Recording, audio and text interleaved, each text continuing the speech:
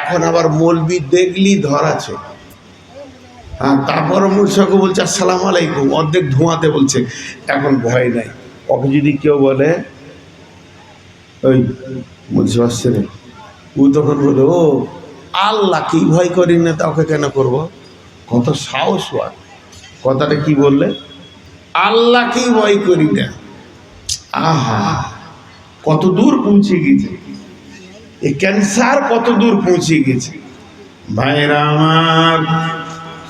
আল্লাহ তাবারক ওয়া তাআলা বলছেন মা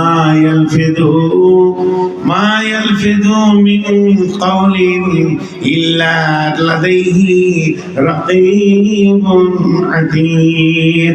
তুমি যে কথাগুলো বলো সেগুলো সংরক্ষণ হচ্ছে। তুমি এমন একটা শব্দ বলছো না যেটা সংরক্ষণ হচ্ছে না। অতএব তুমি যা বলবে একজন লেখক তা লিখতে রয়েছে। অতএব সাবধানে কথা বলো। মা ইয়ালফিযু মিন কাওলিন ইল্লা লাদাইহি রাকীবুন আতীদ। তুমি যে বললে আমি আল্লাহকে ভয় করি না, ওটা তোমার লেখা গেছে। যেদিন কিয়ামতের দিন তুমি উঠবে, আল্লাহ তোমার সামনে পেশ করবে, আর তুমি বলবে আল্লাহ মাফ করে দাও। কেমন করে তুমি মাফ পাবে?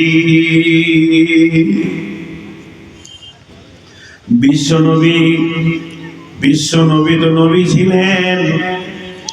সারা পৃথিবীতে যত উম্মত এসেছেন তার কিয়ামত পর্যন্ত যত উম্মত আসবে, প্রথম নম্বরে উম্মতের নাম হচ্ছে হযরতে আবু বকর।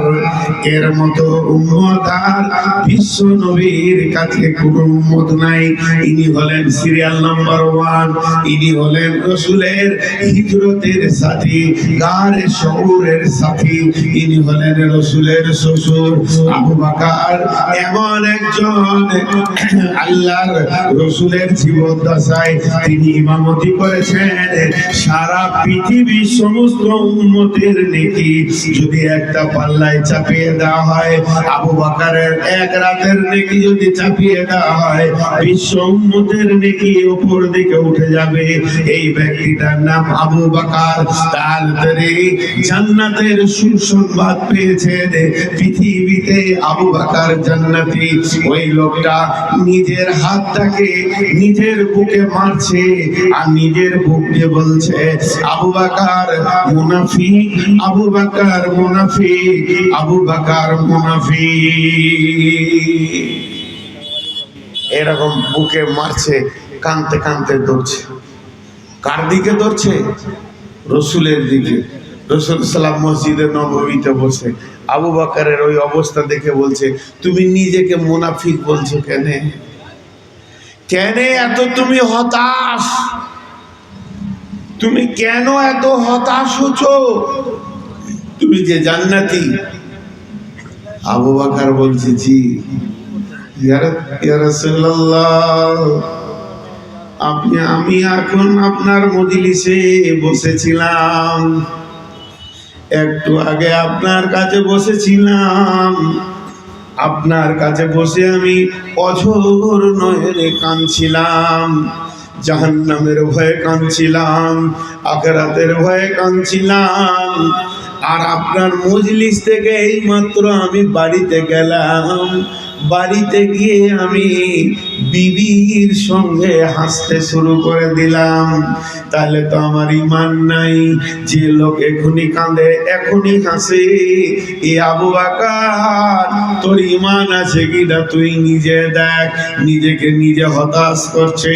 বিশ্ব নবী বলেন আবু বকর রে, আমার মজলিস আর ঘর যদি এক হয়ে যায়, কোনো মানুষ স্বামী স্ত্রীর শান্তি পাবে না, ছেলে মেয়ের মুখ দেখতে পারবে না। অতএব শুনে নাও, এটা মুনাফিকি নয়। বিবির সঙ্গে আনন্দ করে হাসাটাও ইবাদত, ওটাতেও নেকি আছে। অতএব তুমি নৈরাশ হয়ে না। আবু বকরের মতো লোকটা আল্লাহর ভয়ে কাঁদছে।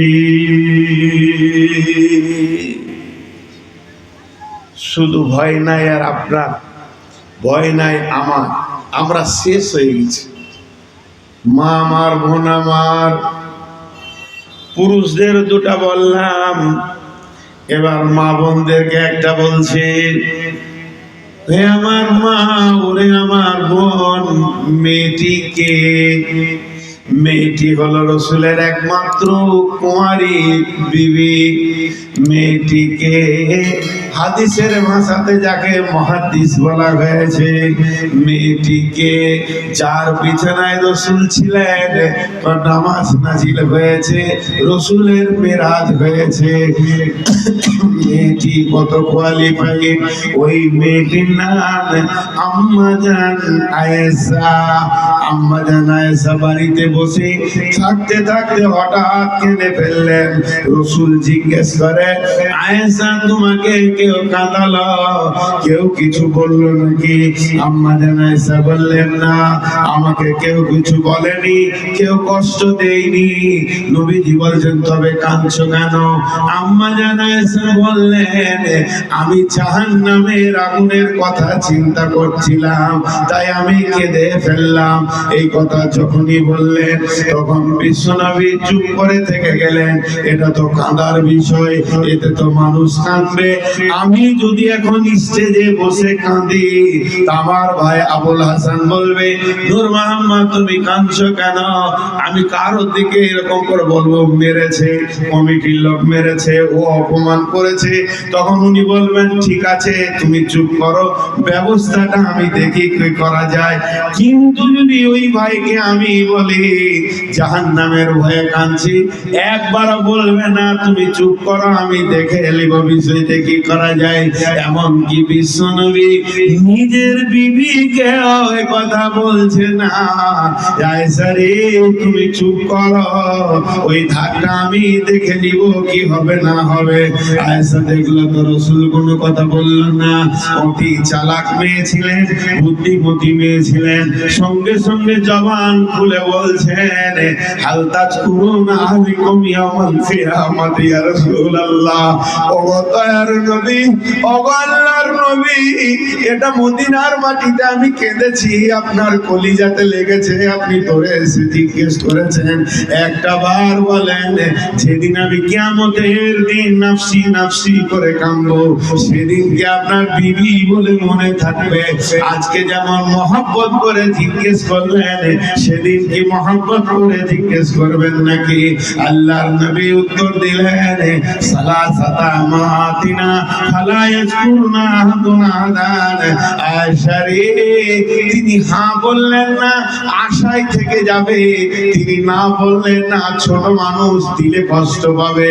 তিনি এমন একটা ভাষা বললেন, ওই কিয়ামতের মাঠে তিনটে মৌকা এমন আসবে, কেউ কাউকে মনে রাখতে পারবে না, কেউ কাউকে মনে রাখতে পারবে না। তারপরে নবীজি নিজের কথাটাও বলে দিলেন, একটা হলো দাঁড়ি পাল্লা যখন ওজন চলবে নাকি বদি, কেউ কাউকে মনে রাখতে পারবে না। একটা ডান হাতে বাঁ হাতে যখন সার্টিফিকেট দেওয়া হবে, তখন কেউ কাউকে মনে রাখতে পারবে না। আর 3 নম্বর জায়গা হলো ইজা ওজিয়াত তরিকু হি জাহারে জাহান্নাম, জাহান্নামের মুখের উপরে পুলসিরাতকে যখন ফিট করা হবে, কেউ কাউকে মনে রাখতে পারবে না। আয়েশা বুঝে নিলে কিয়ামত বড় জটিল। আমার হাবিব আমাকে বলে নিজে দেখে নিব। এগুলো ছিল আল্লাহর ভয়। ভয় একটা এমন জিনিস, সব কাবু হয়ে যাবে। ভয় একটা এমন জিনিস, সব কাবু হয়ে যাবে। একটা উদাহরণ দিয়ে আপনাদেরকে মিশাল। ইঁদুর দেখেছেন? ইঁদুর, জি, এতগুলা লোক কেউ হ্যাঁ না বলছে না। বাংলাদেশে জালসা করে মজা পায়, সব হ্যাঁ না বলে। আর ইন্ডিয়াতে বলে না, তার থেকে বেশি বলে না কাটিহারে।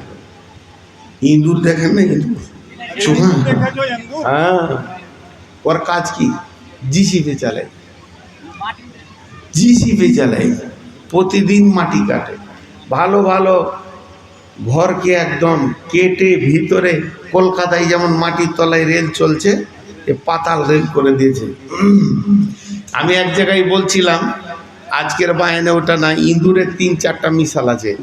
তার মধ্যে এক জায়গায় বলছিলাম শিক্ষা নিয়ে বায়ান করতে করতে, পৃথিবীতে সব থেকে বড় ইঞ্জিনিয়ার কে? ইঁদুর। ওর মতো ইঞ্জিনিয়ার কেউ নয়।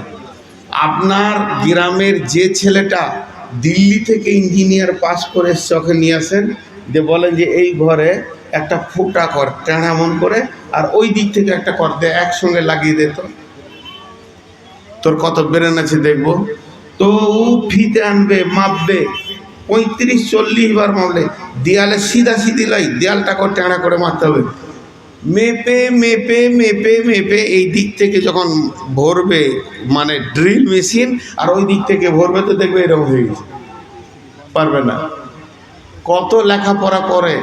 আর ইঁদুর খালি একবার দেখে আসবে 3 নম্বর ঘরে ধানের বস্তাটা কোথা আছে, ও এইখানে ফুটা করবে, তলায় তলায় যে ওইখানে তুলবে। এর থেকে বড় ইঞ্জিনিয়ার কেউ নাই। ওর কাছে ফিতেও নাই, কালিও নাই, হিসাব নাই, ক্যালকুলেটর নাই। ও খালি একবার দেখে এলো যে এটা ক ফুট হতে পারে, আর এখানে ও গর্ত করবে, ঠিক যে চাউলের বস্তার ওখানে তুলে চুরচুর চুরচুর চুরচুর। আপনি খাবেন 2 কেজি, উলিবে 5 কেজি, চুরচুর, ছেলে পিলে বংশ বুনিয়াদ চালাবে। তো ইঁদুর এর কাজ হলো কাটা, কাটতে কাটতে কাপড় কাটে, শাড়ি কাটে, ব্লাউজ কাটে, চুড়িদার, দোপাট্টা, ফুল প্যান্ট, জামা যা ছিল কেটে শেষ করে দিয়েছে। ঘরওয়ালা বলছে তো অবস্থা খারাপ। তোর বিবিটা রেগে গিয়ে বলছে ইঁদুরের নামই ঘর লিখে দিয়ে পালিয়ে যাই, চলো ওই থাক। ওই যে ব্যবস্থা করছি। লাভা থেকে একটা খাঁচা এনেছে, খাঁচা বুঝেন তো, সেই খাঁচাতে দিয়েছে কেক, দিয়েছে শুকটি, লেড়োয়া, ভালো ভালো 2টো শুকনা মাংস দিয়ে খাঁচাটাকে রেখে ঘরটা আন্ধার করে দিয়েছে। রাত 1:30টায় ঢুকে গেছে, রাত 1:30টায় ঢুকে গেছে, কেক খেয়েছে আর লেকচার মারছে, খুব এমএলএ এমপিদের মতো লেকচার মারছে। আরো 20-50টা ইঁদুর এসে হাজির, ওর লেকচার শুনছে, আর এক একটা বায়ান দিছে না, সব তর্পি উঠছে খালি ওর বায়ান শুনে। আর মাঝে মাঝে বলছে কেক আমাকে দেবে না, তোর বাপ দেবে। আমি তো সব কেটে শেষ করি, আমাকে দেবে না তা কাকে দেবে? আমি জামা কেটেছি, প্যান্ট কেটেছি, টাকা পয়সা কেটে ঘরকে সব কেটে তছনছ করে দিয়েছি, আমি হলাম হিরো, কেক তো আমাকেই দিবে। ছোট্ট ইঁদুরটা বলছে কাকু আমি একটু পাবো না? তখনই বলছে ঢুকে পর, তুইও পাবি, তোর সাথে কি আমার দুশ্মনী আছে? ছোট্ট ইঁদুরটা বলছে কাকু দরজা বন্ধ। এবার বলেন, শুধু বেশি লেকচার দেয় নাই, বলেছে দরজা বন্ধ, লেকচার বন্ধ, ফটফটানি বন্ধ, লাফালাফি বন্ধ, মুখে কেক খাচ্ছিল সেটাও আর খাই না, বন্ধ। ইঁদুর বলছে কাকু খেলেন, কলাটা খান। বলছে না আর ভালো লাগে না, চোখের সামনে এতগুলো মালের সম্বাদ, 1 পিস মাংস খান না, ভালো লাগে না। সব কিছু বন্ধ হয়ে গেছে সেকেন্ডের মধ্যে। ভাইরা আমার, কেন বন্ধ হলো? দরজা বন্ধ হলো তো এগুলো বন্ধ হওয়ার কারণ কি? তার মানে হচ্ছে ভয়। দিলে ভয় ঢুকে গেছে, আর আমি বাঁচবো না, বাড়িওয়ালার কাছে আমি ধরা পড়ে গেছি। পায়ের নিচে আছে কেক, মাংস, শুটকি, মাছ ভাজা, সমস্ত খাবার, আর ভালো লাগছে না, সব তিতা লাগছে। ভাইরা আমার, আমাদের দিলে আল্লাহর ভয় যেদিন ঢুকে যাবে, সুদ বন্ধ, জুয়া বন্ধ, আপনার কিনা জেনা বন্ধ, ব্যভিচারী বন্ধ, দাড়ি মারা বন্ধ, লুচ্চামি বন্ধ। খবরদার, মসজিদ আর ছাড়বো না, রোজা আর ছাড়বো না, নামাজ আর ছাড়বো না, যেতেই তো হবে, উপায় নাই। মাল রেডি করি। শুধু আল্লাহর ভয় না থাকার কারণে কোনো মানুষ আমল করতে পারছে না। শুধু আল্লাহর ভয় না থাকার কারণে। আল্লাহর ভয় আসবে, তোর আমলের রাস্তা খুলে যাবে। আজকে আমাদেরকে নামাজ ভালো লাগছে না। হাজি ভাই, বিসমিল্লাহির রহমানির রহিম। ওয়ালিমান খাফা খাফা মাকাম রাব্বিহি জান্নাতান ওয়া লিমান খাফা মাকাম রাব্বিহি জান্নাতান। যে লোকটা আল্লাহর ভয়ে মরবে, যে লোকটা আল্লাহর ভয়ে কবরে যাবে, যে লোকটা দিলের ভিতরে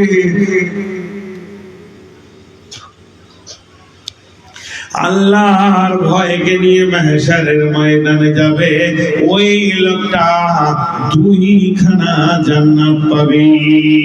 ওয়ালিমান খাফা মাকাম রাব্বিহি জান্নাতান। আল্লাহর ভয়ে যে দুনিয়াতে বাস করবে, আল্লাহর ভয়ে যে দুনিয়া থেকে যাবে, এর জন্য দুইটা জান্নাত রয়েছে।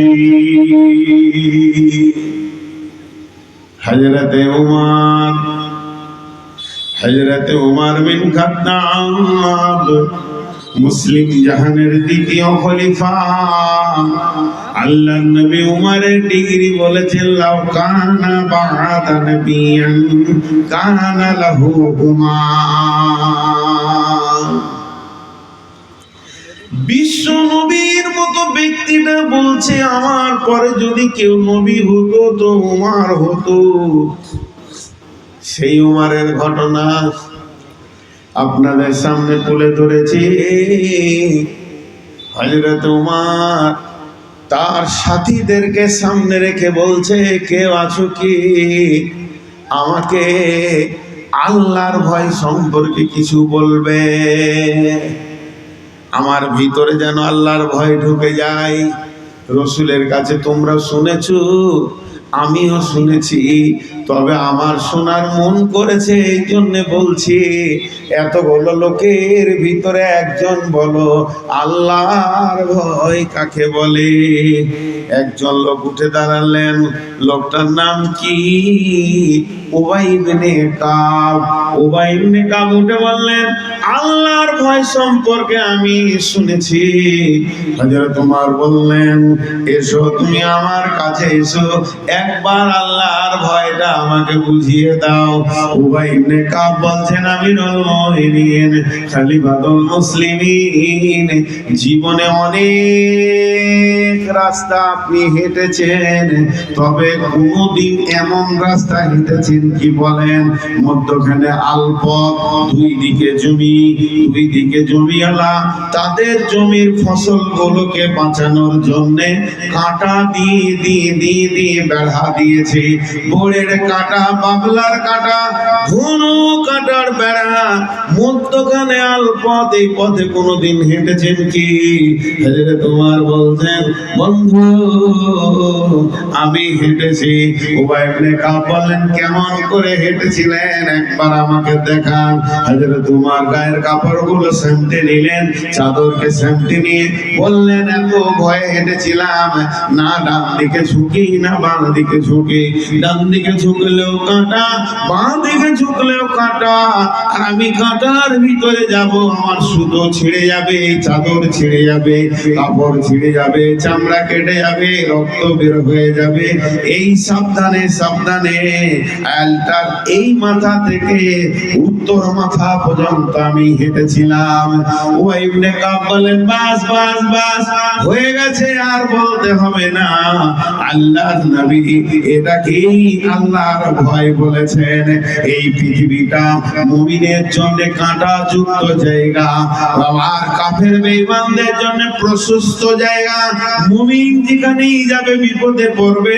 ডান দিকে জুয়া, বাঁ দিকে সুদ, একদিকে মদ, একদিকে গান বাজনা, একদিকে ইউটিউব, একদিকে ফেসবুক, নানা দিকে যেন কোনহার কোনহার মেলা চলছে।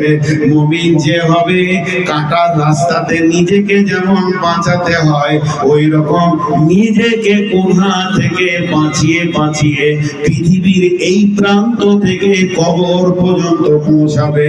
ওর গায়ে গোনা লাগবে না, ওর কাপড় কাটবে না, রক্ত বের হবে না। এর নাম হচ্ছে আল্লাহর ভয়। আল্লাহর ভয় যার থাকবে, সে নিজেকে গোনা থেকে নিজেকে বাঁচাবে।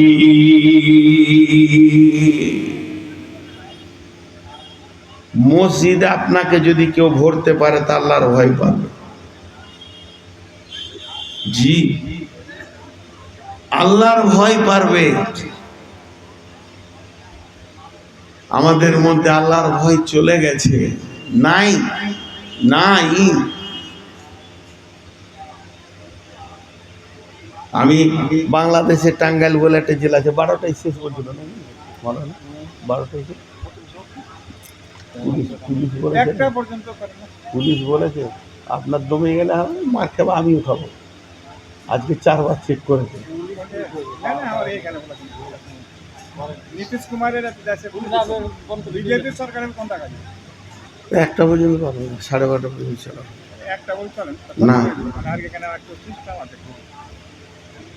দেখেন একটা কথা বলি, আল্লাহর ভয় দিলে না থাকলে সব গোনাকে আপন মনে করবে। উঠিয়েন না, আমি একটা করে আয়াত করছি, একটা করে ঘটনা তুলে ধরছি। বাংলাদেশে একটা জেলা আছে, জেলাটার নাম হচ্ছে টাঙ্গাইল। আর আপনাদের এই কাটিহার জেলার লোক ঠাকুরগাঁয়ে খুব বেশি আছে বাংলাদেশে। ওদের মহল্লাটার নামই কাটিহার, আমি দেখেছি। তো টাঙ্গাইল জেলায় কোনো একটা ছেলে আমার একটা প্রশ্ন করলো, আমি আর কি বায়ন করতে করতে বললাম যে এখনকার যুগের লোক থানার বড়বাবুকে যত ভালো ভয় করে আল্লাহকে অত করে না। তো বলছে এটা আপনি ভুল বললেন। আমরা তাহলে মিলিয়ে দিই, ভুল যদি বলেছি তো মিলিয়ে দিই। আপনারা জালসা শুনছেন, আমার এই মিসালটা শুনবেন, উঠবেন না কেউ, খুব অ্যাপ্রোপ্রিয়েট মিসাল। জালসা শুনতে শুনতে আপনার ফোনে ফোন ঢুকলো, হ্যালো, বড় ছেলে ফোন করছে, আব্বাজি কোথা আছো জি? বলে আজকে যে জালসা শুনছি রে, মালতীপুরে জালসা শুনছি। ও, তো একবার জালসা থেকে একটু বাইরে এসো, কথা আছে। দিয়ে একটু বাইরে গেল, বল। তো বলছে ওই যে লাভ হাতে 3 দিন আগে যেটা মার্ডার হয়ে গেল হাটে, তো 20 জনকে আসামি করেছে, তো আমাকে 2 নম্বরের নাম দিয়েছে। থানার বড়বাবু এখন নোটিশ পাঠিয়েছে একটা হাবিলদারকে দিয়ে, তা নোটিশটা পেলাম। জালসা শোনা বাদ দিয়ে বাড়ি চলে গেল। এবার আপনি বলবেন জালসা শুনতে হতো না, অত ইমানদার হতে হবে না, ওইটাকে সামালতে হবে। কিন্তু আমি যে কথাটা বলছি ওইটা খেয়াল করেন। বাড়ি চলে গেল, রাত 12টায় ওর সমস্যা শুরু হলো।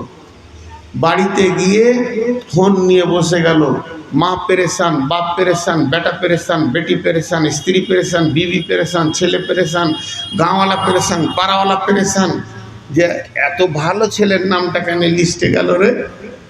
এবার 3টে চ্যানেলে ফোন চলছে। একটা চ্যানেল হলো আত্মীয়, তোর মামাকে বল, ওর শ্বশুরের বড়বাবুর সঙ্গে বন্ধুত্ব আছে, তোর খালুকে বল, এইদিকে একটা চ্যানেল চলছে।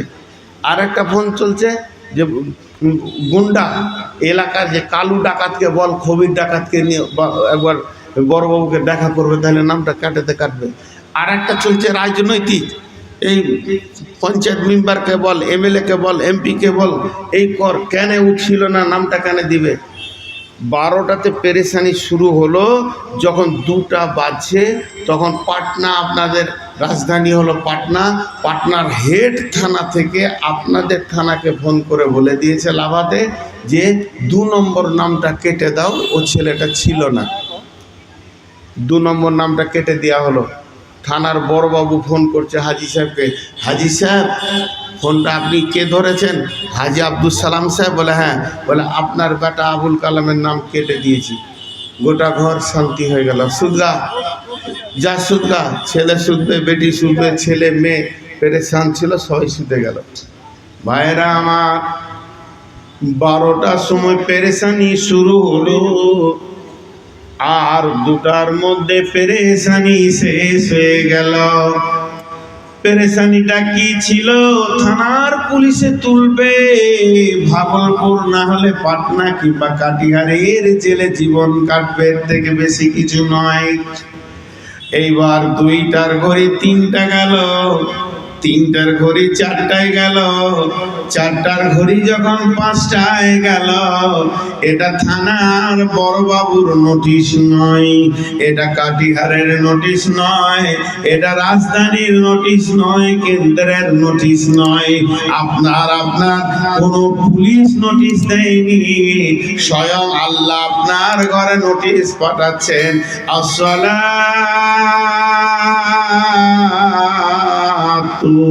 খায়রুম মিনান নাওম। আল্লাহু আকবার, আল্লাহু আকবার, লা ইলাহা ইল্লাল্লাহ। হাজী সাহেব একা উঠলো, উজু করলো, হাজী সাহেবের বিবি উঠলেন, উজু করলেন, ইনি মুসল্লায় নামাজ পড়ে, উনি লাঠি ধরে ধরে মসজিদে গেলেন, মসজিদ থেকে ফিরে এসে দেখছে জওয়ান বেটা শুয়ে, বউ শুয়ে, জওয়ান বেটি শুয়ে, জামাই শুয়ে, দুটো বেটার বিয়ে হয়নি তারা শুয়ে আছে, একটা বেটির বিয়ে দেওয়া হয়নি সেও শুয়ে আছে, গোটা ঘরটা যেন শুনশান হয়ে সূর্য উঠে গেল। পূর্ব দিকে যখন সূর্য উঠলো, জাহান্নামের ফেরেশতা ওই ঘরে জাহান্নামের নোটিশ থেকে দিয়ে চলে গেল। মায়েরও পেরেশানি নাই, বাপেরও পেরেশানি নাই, স্ত্রীর পেরেশানি নাই, নিশ্চিন্তে দিন গেল, কাল গেল, গেল রে বছর, ছোট হতে বুড়ো হলে আয়ু গেল তোর। কতগুলো নোটিশ তোর ঘরে দেওয়া আছে জাহান্নামের, একবার হিসাব করে দেখলি না? একটা নোটিশে গোটা বংশ পেরেশান হয়ে গেল, সেটাও আবার দুনিয়ার জেল, কাটিহারের জেল, ভাগলপুরের জেল, আর এটা হলো জাহান্নাম, পৃথিবীর ৭০ গুণ আগুনের তীর, তার জন্য কারো কোনো চিন্তা নাই। আখিরাতের বিষয়ে আমাদের ভয়গুলো শেষ হয়ে গেছে। ভাই আমি একটা বিষয়ের উপর আপনাদের উপর এখনো দাঁড়িয়ে আছি। খালি ভাবেন, যে কটা লোক বসে আছেন, আমি আমার মনের দিক থেকে বলছি, আপনারা বুঝছেন বা ভাবছেন, থানার পুলিশের নোটিশে গোটা ঘর তোলপাড় হয়ে গেল, ঘুম ছেড়ে দিয়ে বসে দরাদরি করছে, আর স্বয়ং জাহান্নামের নোটিশ চলে এলো তো কোনো টেনশনই নেই। সকালে উঠে বড় বেটা বিড়ি ধরাবে, গরুকে খেতে দিবে, দুটা কাজ করবে, ছোট বেটাটা বাইক নিয়ে সিগারেট ধরে কাটিহার চলে গেল, থাকগার তোর নোটিশ। আল্লাহ তাবারক ওয়া তাআলা বলছেন, ওয়াম্মা মান খাফা فأما من طغى وآثر الحياة الدنيا فإن الجحيم هي المأوى وأما من خاف مقام ربه ونهى النفس عن الهوى فإن الجنة هي المأوى وأما من خاف مقام ربه ونهى النفس عن الهوى فإن الجنة هي المأوى।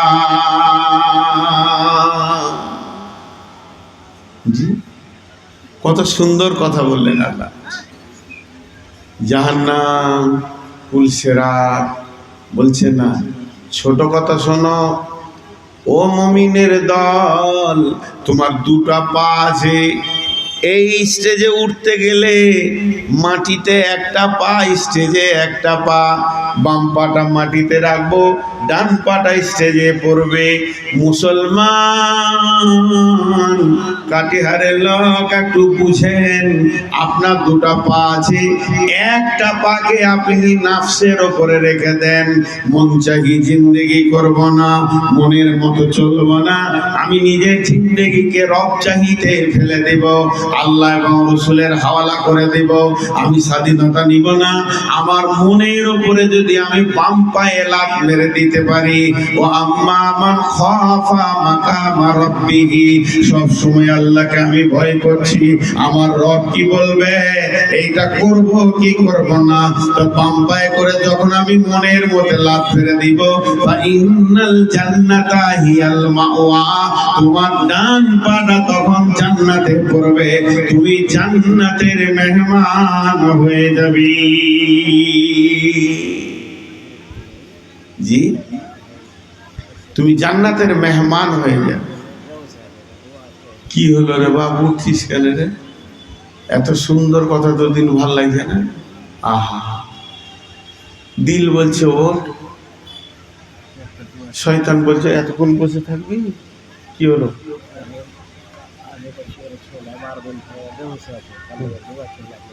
আচ্ছা, কখন থেকে?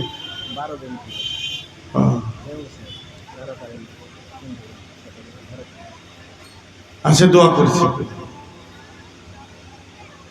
এই আল্লাহ,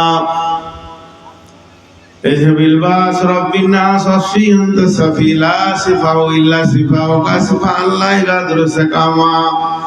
মাবুদ গো, তোমার একটা ছোট শিশু আজকে 12 দিন হুঁশ ফিরে পায়নি। মাবুদ, তার জন্য দান করে দোয়া চেয়েছে, আল্লাহ তুমি শিফায়ে কামেলা দাও, আজিলা দাও। এই মাবুদ, তুমি শিশু, সে তো তোমার কথাই নিষ্পাপ মাবুদ, সেই শিশুটাকে তুমি সুস্থ সবল করে দাও এবং তার মা বাপের দিলে বেচৈনি থাকবে সেটা চয়ন করে দাও। আল্লাহ তুমি সুস্থ দিয়ে শেফায়ে আজলা কামেলা দান করবে মাবুদ। এই আল্লাহ, আল্লাহ তাবারক ওয়া তাআলা বলছেন, বিসমিল্লাহির রহমানির রহিম, ইয়া আইয়ুহাল্লাযীনা আমানুত্তাকুল্লাহা ওয়া কুলু কাওলান সাদীদা ইসলিহ লাকুম আমালাকুম ওয়া ইয়াগফির লাকুম যুনুবাকুম ওয়া মান ইউতি'ইল্লাহা ওয়া রাসূলাহু ফাকাদ ফাযা ফাওজান আযীমা। আল্লাহর ভয় কত কাজে লাগে দেখেন। আল্লাহর ভয়, খুব ধৈর্য ধরেন 5টা মিনিট। যে কথাটা বলছি ধ্যানের সঙ্গে শুনেন। মাথার চুল থেকে পা পর্যন্ত যতগুলো পার্টস আছে সব থেকে বেশি গুনাহ করে জীব।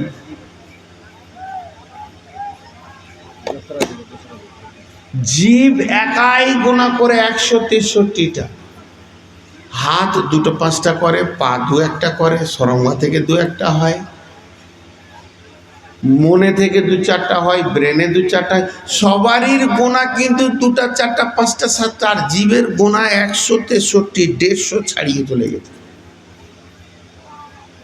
আমি বলছি না যে রসুলের হাদিস, আমি বলছি বুদ্ধিজীবীদের কথা। একজন বুদ্ধিজীবী বলেছেন, যতজন জাহান্নাম যাবে তার মধ্যে 99টা হচ্ছে জীবের কারণে যাবে। জীব কন্ট্রোল, বডি কন্ট্রোল। জীব বে কন্ট্রোল, বডি বে কন্ট্রোল। একটা মিসাল দিলে বুঝবেন। চোখ হলুদ হয়ে গেছে, চামড়া হলুদ, পায়ের তলা হলুদ, হাতের তলা হলুদ, গোটা গাটা হলদে হয়ে গেছে, থুতু ফেলছে তো হলুদ।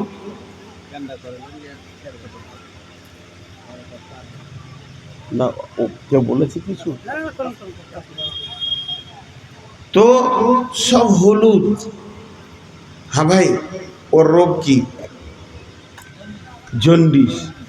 ডাক্তার ওকে শুইয়ে ওর চোখকে হলুদটা সাদা করবে না, চামড়া সাদা করবে না, চোখ সাদা করবে না, কিচ্ছু করবে না।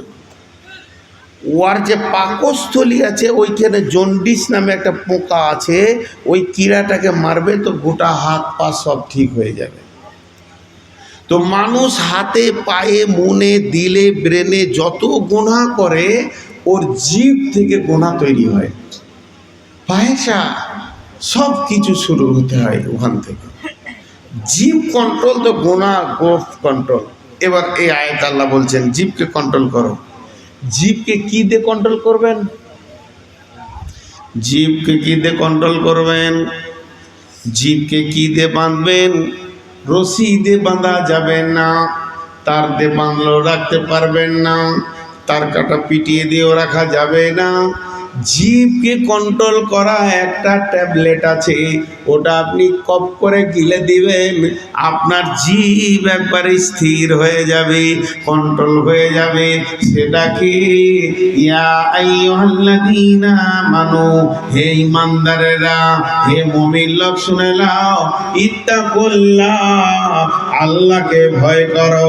তোমার দিলে যখন আল্লাহর ভয় ঢুকে যাবে, ওয়াকুলু কাওলান সাদীদা, তোমার জবান তখন সিধা হয়ে যাবে, মিষ্টি নরম ভদ্র কথা বলবে। আর তখন তুমি এমন একটা জায়গায় পৌঁছে যাবে, তোমার সামনে এসে যাবে একটা হাই রোড। ওমাইয়ুতিল্লাহ ওয়া রাসূলাহু, জীব যখন কন্ট্রোল হয়ে যাবে, লাভ কি হবে? ইসলিহ লাকুম আমালাকুম ওয়া ইয়াগফির লাকুম যুনুবাকুম, দুটি তোমার লাভ হবে। তোমার জীবনের আমল সহি হয়ে যাবে, যত হারাম সব পালাবে, যত হালাল আসবে, তুমি মসজিদ ঢুকবে, মদ থেকে বেঁচে যাবে। আর কি হবে? আমার জীবনের যত গুনাহ ছিল মাফ হয়ে যাবে। আর যখন মাফ হয়ে যাবে, তোমার সামনে একটা হাই রোড এসে যাবে, যে রোডে জান্নাতে যাওয়া যায়। ওমাইয়ুতিল্লাহা ওয়া রাসূলাহু, আল্লাহ এবং রাসূলের ইতাআতের মতো তোমার যোগ্যতা এসে যাবে। ফাকাদ ফাযা ফাওজান আযীমা, এটাই হবে তোমার সবথেকে বড় কামিয়াব। জিভ কন্ট্রোল, হাত পা কন্ট্রোল, ভালো আমলগুলো আসবে, খারাপগুলো চলে যাবে। তাহলে মেন জিভ, ওইটাই মনে রাখেন। আর আল্লাহর জন্য তুমি একটা রাস্তা পেয়ে যাবে, আর আল্লাহর কাছে পৌঁছে যাবে। কিন্তু জীবকে কন্ট্রোল করবে কে? ওই ট্যাবলেটটার নাম হচ্ছে ইত্তাকুল্লাহ, আল্লাহর ভয়। আল্লাহর ভয় জীবকে কন্ট্রোল করবে। জি, আজকে আমাদের দিলে নাই আল্লাহর ভয় নাই, আল্লাহর ভয় নাই, শেষ হয়ে গেছি। বিসমিল্লাহির রহমানির রহিম। ইয়া আইয়ুহাল্লাযীনা আমানুত্তাকুল্লাহা হাক্কা তুকাতিহি ওয়া লা তামুতুন্না ইল্লা ওয়া আনতুম মুসলিমুন।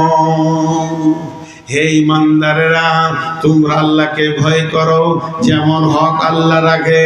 তাহলে আল্লাহর ভয়টা হলো পৃথিবীর সবথেকে বড় নিয়ামত।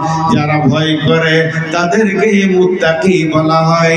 লিমান খাফা মাকামা রাব্বিহি জান্নাতান। আল্লাহর ভয় দিলে থাকতে হবে ভাই আমার। আল্লাহর ভয় যদি দিলে না থাকে, তাহলে কিছু করা যাবে না। এখনই শুরু করে দেবো।